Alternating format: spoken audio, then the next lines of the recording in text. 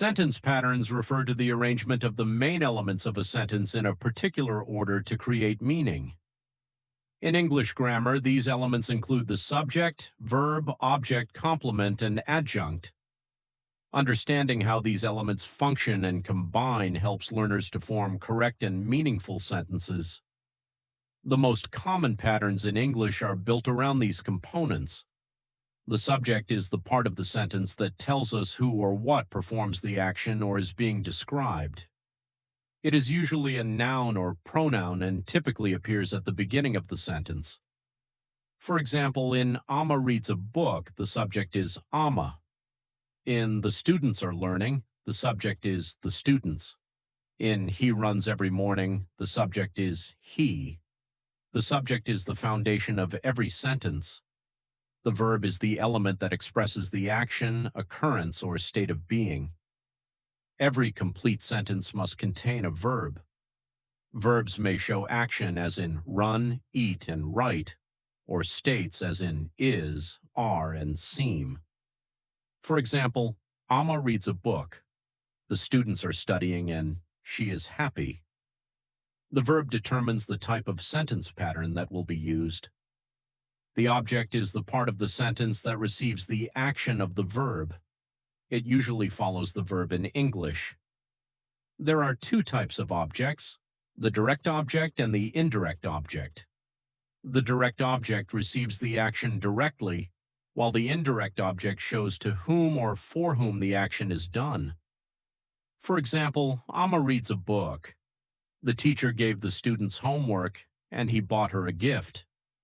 In these examples, a book, homework, and a gift are direct objects, while the students and her are indirect objects.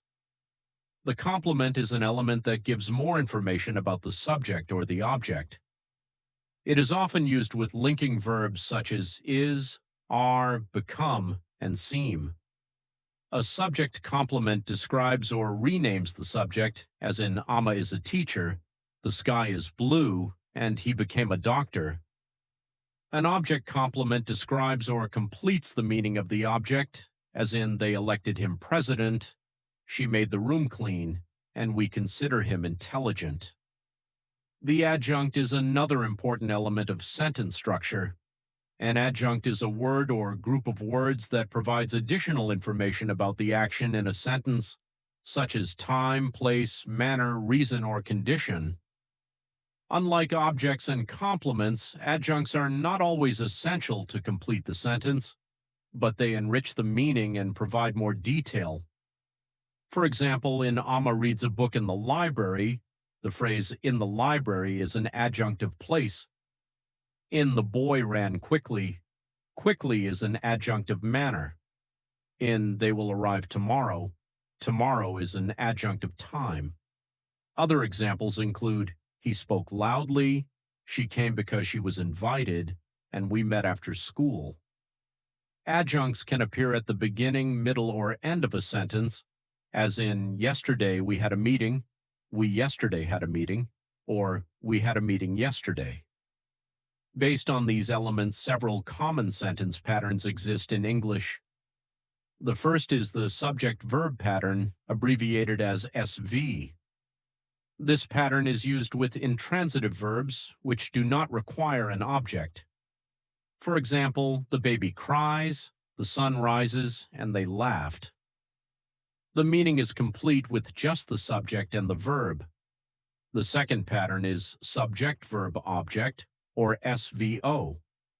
This pattern is used with transitive verbs, which require an object to complete their meaning. For example, Kofi eats rice, the teacher explains the lesson, and the students wrote the exam. In each case, the object receives the action of the verb. The third pattern is subject-verb complement, or SVC. This pattern is used with linking verbs, where the complement describes or identifies the subject. For example, Amma is a teacher, the food tastes good, and he became famous. The complement does not receive action but provides more information about the subject.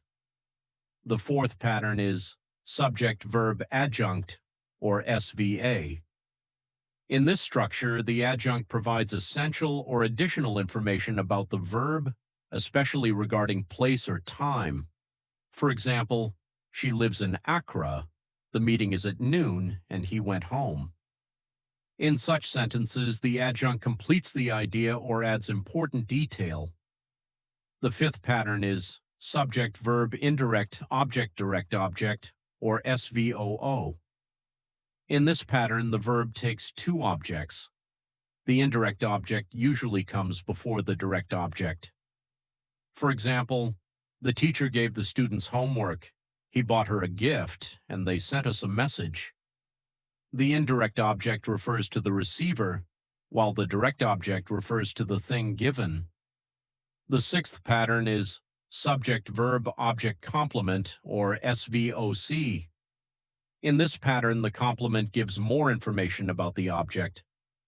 For example, like they elected him president, she made the room clean, and we consider him intelligent. The object complement completes the meaning of the object. Adjuncts can also be added to any of these patterns to provide more detail. For example, Kofi eats rice in the afternoon. The teacher explained the lesson clearly, and they sent us a message yesterday. In these sentences, the adjuncts add extra meaning without changing the core structure. It is important to understand that word order is very important in English sentence patterns. Changing the position of the subject, verb, or object can change the meaning of the sentence entirely.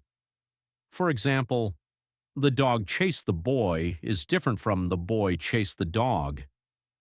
This shows that correct sentence pattern is essential for clear communication. Sentence patterns form the foundation of English grammar. The main patterns include SV, SVO, SVC, SVA, SVOO, and SVOC, and each pattern depends on the type of verb and the elements that follow it. The subject, verb, object, complement, and adjunct all play important roles in constructing sentences.